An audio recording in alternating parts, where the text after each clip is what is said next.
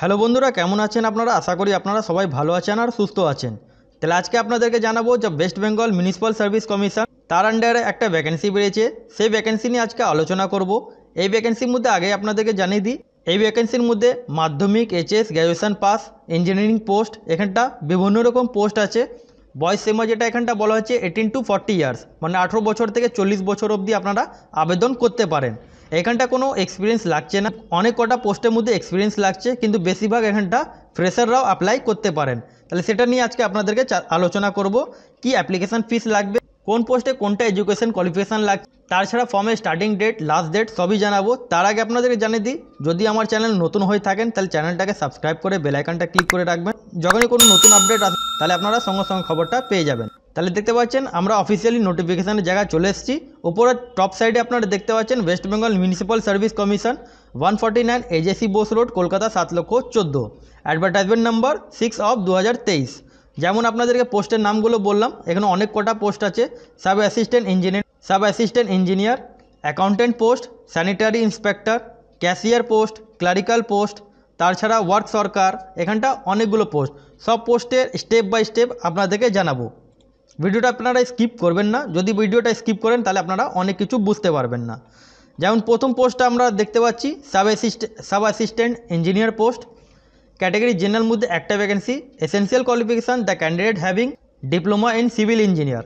যারা civil engineer করে থাকেন তারা এই পোস্টটা আপনারা আবেদন করতে পারেন। বয়স সীমা এখানটা দেখতে পারেন 24 বছর থেকে নিয়ে 40 বছর অবধি আপনারা আবেদন করতে পারেন।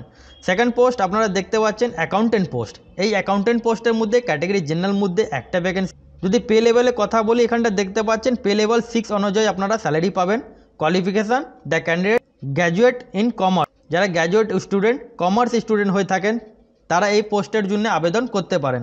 বয়স সীমা এখানটা দেখতে পারেন, বয়স সীমা 18 বছর থেকে 40 বছর অবধি আপনারা আবেদন করতে পারেন।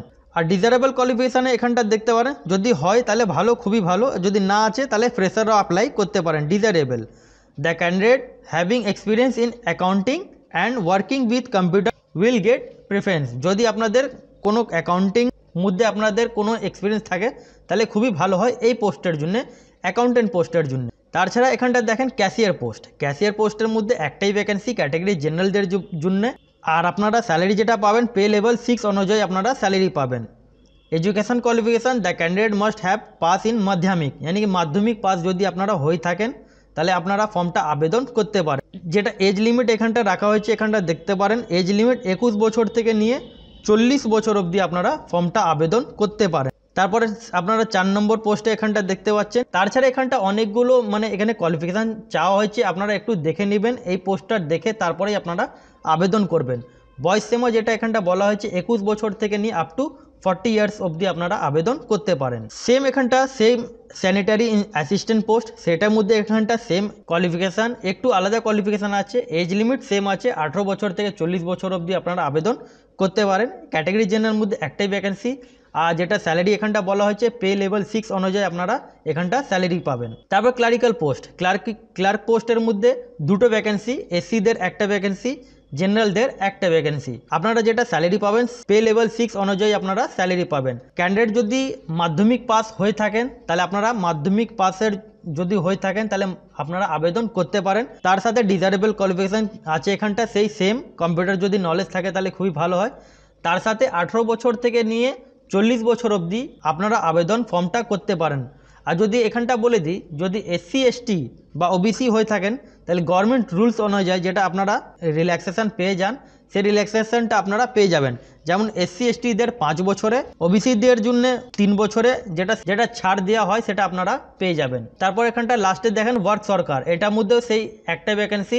তার সাথে বয়স সীমা 18 বছর থেকে 40 বছর অবধি আপনারা অ্যাপ্লাই করতে পারেন। এবার আমি যেটা আপনাদেরকে জানালাম একটু আগে এজ রিল্যাক্সেশন ব্যাপারে, এখানটা দেখেন এখানটা বড় করে বোল্ড করে দেয়া আছে।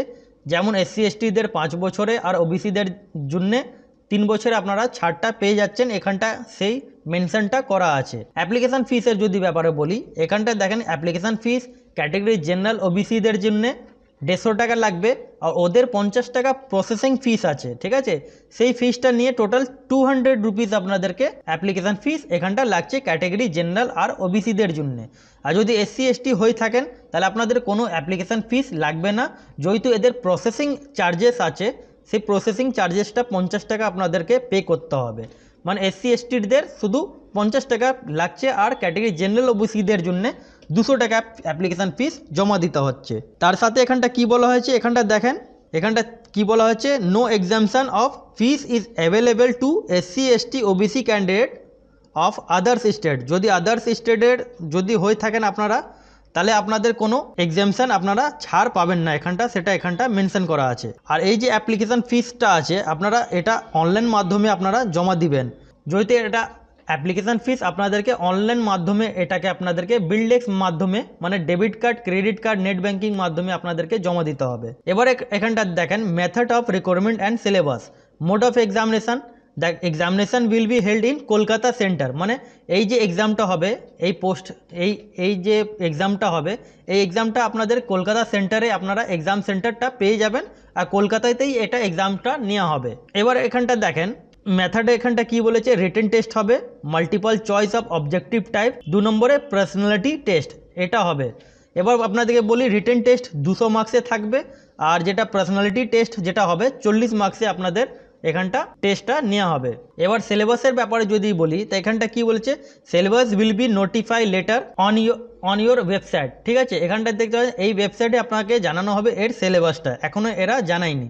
তাহলে এরা যখনই সিলেবাসটা জানাবে, তাহলে আমার চ্যানেল যদি নতুন হয়ে থাকেন তাহলে চ্যানেলটাকে সাবস্ক্রাইব করে বেল আইকনটা ক্লিক করে রাখবেন, তাহলে আপনারা সঙ্গে সঙ্গে খবরটা পেয়ে যাবেন।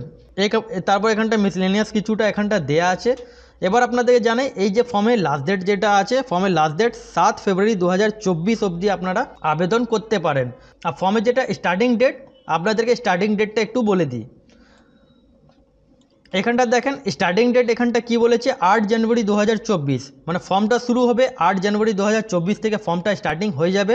এবার আপনাদের যদি মনে হয় যে এটা একটা হাউ টু অ্যাপ্লাই একটা ভিডিও আপলোড করে দিতে, তাহলে আমাকে কমেন্ট বক্সে আপনারা কমেন্ট করে দেবেন। হাউ টু অ্যাপ্লাই ভিডিও আমি সঙ্গে সঙ্গে আপলোড করে দেবো যখনই এটা স্টার্ট হবে। তাহলে আপনারা স্টেপ বাই স্টেপ ওখান থেকেই আপনারা ফর্মটা ফিল করতে পারেন। তাহলে আশা করি বন্ধুরা ভিডিওটা আপনাকে পছন্দ লেগেছে। যদি আমার চ্যানেল নতুন হয়ে থাকেন তাহলে চ্যানেলটাকে সাবস্ক্রাইব করে বেল আইকনটা ক্লিক করে রাখবেন। এরকমই কোনো ছোট বড় নোটিফিকেশান বা আপডেট পাওয়ার জন্য পুরো ভিডিও দেখার জন্য ধন্যবাদ।